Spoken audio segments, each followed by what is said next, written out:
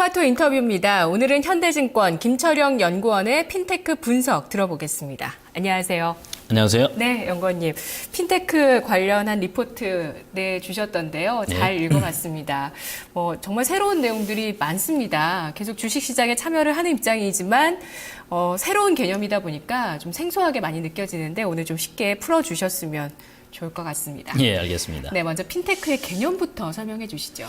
예, 일단 핀테크가 연초부터 시장에서는 많이 이야기가 되고 있습니다. 특히 작년 3월 박근혜 대통령의 천송이 코트 문제 해결 지시가 나온 이후에 상당히 시장에서는 많은 이야기들이 진행이 됐었고요. 그리고 연초에는 신재윤 금융위원장의 절대 놓쳐서는 안 될 시대적인 흐름이고 핀테크를 주도하는 것은 한국 금융의 미래를 위한 당위적 과제다라는 어떤 발언이 나오면서 특히 더 급부상하게 되었었는데요. 이러한 핀테크의 어떤 정의는 앞에서 단어에서도 보시는 것처럼 파이낸스, FI, 이 파이낸스와 테크놀로지의 합성어다 이렇게 보시면 되겠습니다. 네. 이 말은 즉 전통 금융 산업의 모바일과 SNS, 빅데이터 등의 첨단 IT 기술 활용이 접목이 되어서 새로운 형태로 나타나는 금융 분야를 모두 통칭하는 그런 형태의 단어다 이렇게 해석을 하시면 되시겠습니다. 네. 지금 IT 업계에서 스마트폰이 나온 이후에 정말 다양한 산업과 융합되고 있는데요. 이제 드디어 금융까지도 융합하려는 시도가 나오고 있는 겁니다. 그렇다면 과연 이 박근혜 대통령도 우리가 가장 잘할 수 있는 분야가 핀테크다라면서 올해 내로 뭔가 정책적인 측면이라든지 여러 가지 것들 빨리 하겠다는 의지를 보여주고 있는데 과연 이 핀테크가 전통적인 은행을 대체할 수 있다고 보시는지 향후 발전 모델은 구체적으로 어떤 식으로 나올 거라고 생각하시는지 말씀해 주시죠. 예, 일단 결론적으로 먼저 말씀을 드리면은 단기간에 어떤 전통 금융은행들을 대체하기는 쉽지 않을 것이다 이렇게 보고는 있습니다. 네. 여러 가지 제약 조건이 존재를 하고요. 선결 과제들이 산적해 있기 때문에 이 부분들을 풀기 전까지는 쉽지 않을 것 같지만 장기적으로 봤을 때는 변할 수밖에 없는 어떤 그런 환경에 처해 있다라고 생각이 되어집니다. 따라서 점진적으로 전통은행들의 영역을 잠식해가면서 그러한 시도가 나올 것으로 이제 대체 시도가 나올 것으로 전망이 되고요. 그 이유는 방금 말씀하신 것처럼 인터넷과 모바일 환경이 발판이 되어서 기술 간의 연결과 정보의 융합을 통해서 급속하게 발전해 나갈 것으로 그렇게 생각을 하고 있습니다. 여기에 중요한 것은 이제 빅데이터가 될 것이고 이 빅데이터를 분석할 수 있는 능력은 고객 정보를 가장 많이 확보하고 있는 IT 선도업체들 그리고 플랫폼 기반의 글로벌 IT 업체들이 금융산업으로 발전하는데 어떤 든든한 배경이 될 것으로 그렇게 판단을 하고 있습니다. 향후에 발전 가능한 모델은 현재 단순 송금과 오프라인 대출, 투자 등의 전통 금융은 한 10분의 1 수준의 저렴한 수수료를 기반으로 하는 모바일, SNS 등의 플랫폼을 통해서 송금 서비스라든지 인터넷 은행을 통한 원격 대출 서비스, 그리고 개인 대 개인의 P2P 대출, 모바일 결제, 크라우딩 펀드 등의 형태로 핀테크 산업은 향후에 급속하게 발전해 나갈 것으로 그렇게 전망이 되고 있습니다. 예, 아무래도 돈 문제다 보니까 사실 아직까지 스마트폰으로 결제하는 문제에 있어서도 보안이 좀 취약하다는 얘기들이 많거든요. 앞으로 보안이나 신뢰 문제에 있어서 아주 중요한 뭔가들을 좀 많이 해결해 나가야 되지 않을까 이런 생각도 드는데 조금 더 얘기를 나눠보도록 할게요. 자, 먼저 글로벌 핀테크 산업이 어디까지 와 있는지 연구원님 리포트에서는 핀테크 관련 기업들을 세밀하게 좀 다뤄주셨더라고요. 이런 게 좀 새로운 정보였고 보다 보니까 우리는 참 많이 뒤처져 있는 게 아닌가 이런 생각도 들었는데요. 세계적으로 어떤 기업들이 있는지 좀 알아볼까요? 예, 일단 글로벌 핀테크 시장의 선두주자는 현재 영국과 미국이다라고 말씀을 드릴 수 있겠습니다. 특히 영국이 이제 투자 면에서는 가장 활성화 형태로 취하고 있고 정부의 어떤 그 지원도 영국이 가장 앞서 있는 그런 형태로 진행이 되고 있는 것 같습니다. 글로벌 핀테크 산업의 투자 규모도 현재 증가 추세에 있는 있는데요.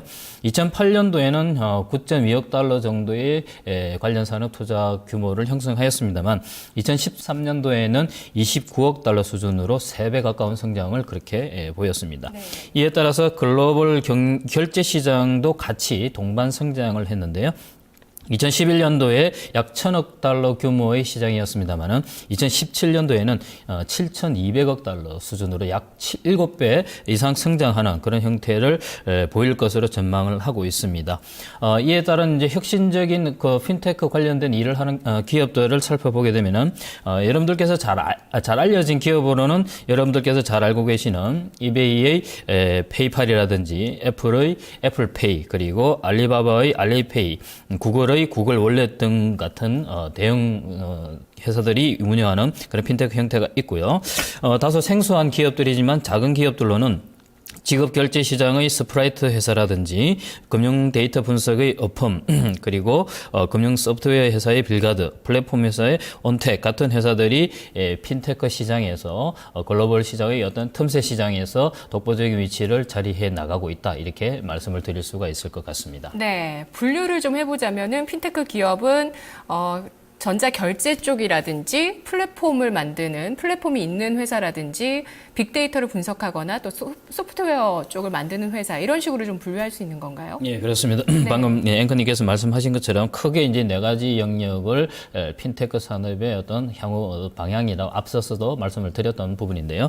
이러한 네 가지 영역 안에서 독자적인 또 독보적인 그런 경쟁력을 가지고 있는 이런 기업들이 기존의 금융시장에서 나타나지 않았던 금융 기법을 토대로 해서 자신들만의 어떤 영역을 구축해 나가면서 틈새 시장을 공격해 나가고 있다, 이렇게 말씀드릴 수가 있을 것 같습니다. 예.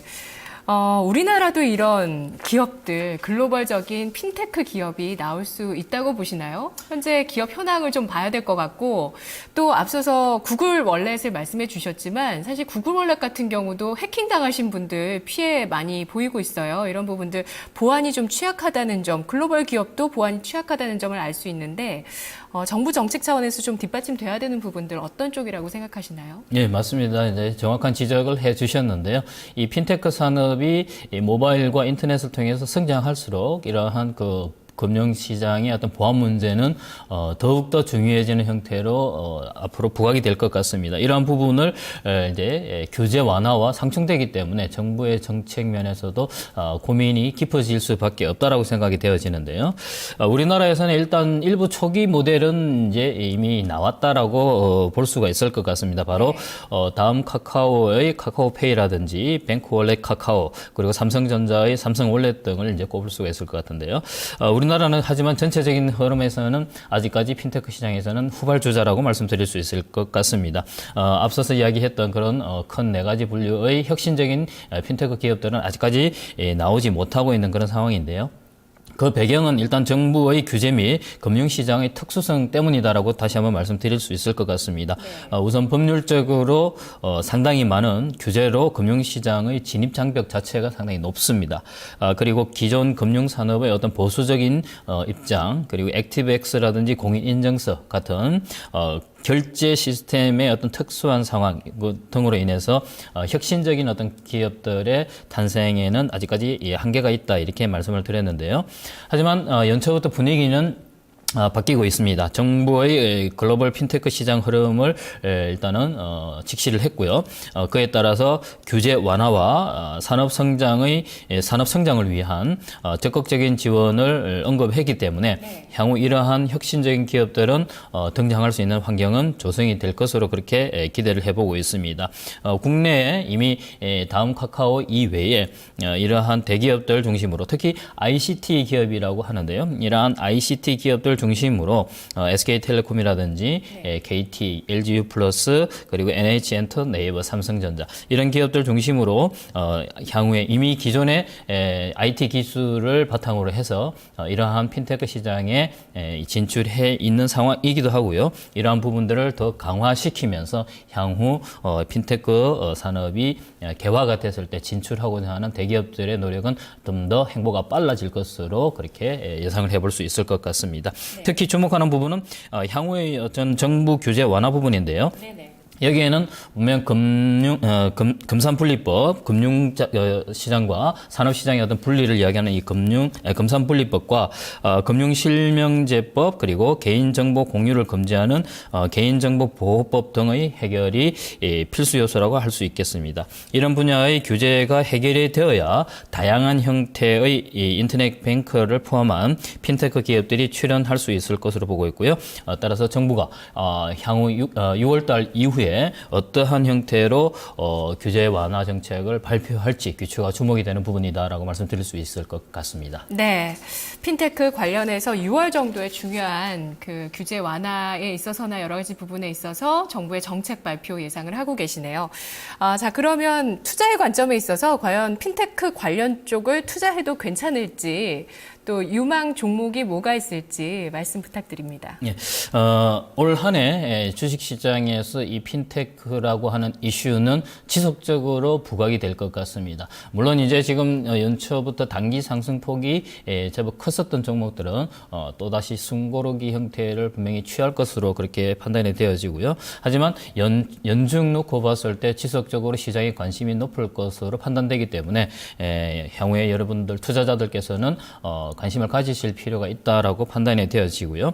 크게 우리 주식시장에서는 현재 ICT 기업들과 지급 결제 시스템 서비스를 제공하고 있는 PG 기업들 그리고 빅데이터를 가공하고 인터넷 데이터 센터를 진행하고 있는 그런 비즈니스 모델을 가지고 있는 회사들과 기타 다른 정보들을 가공하는 그런 회사들로 구분을 할 수 있을 것 같습니다.